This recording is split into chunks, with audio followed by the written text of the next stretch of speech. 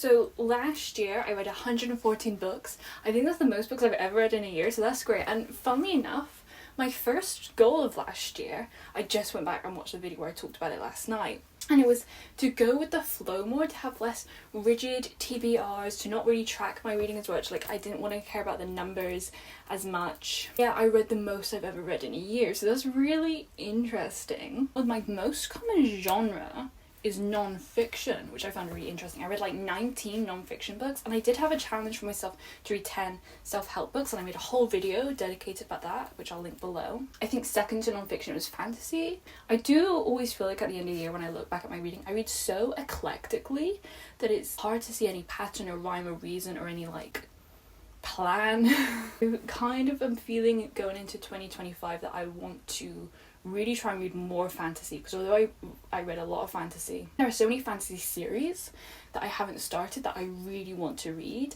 and it's starting to feel a little bit overwhelming, so I think I need to conquer some of them. I don't think I like hyper focused on any particular authors this year, apart from maybe the one that I'm about to mention, which is Maggie O'Farrell. I read 3 Maggie O'Farrell books this year and I adored all of them. I read her non-fiction I Am. I read Hamnet, obviously, and I read Instructions for Heatwave, and I really want to go through and read everything she's ever read. I read Marriage Portrait by her last year.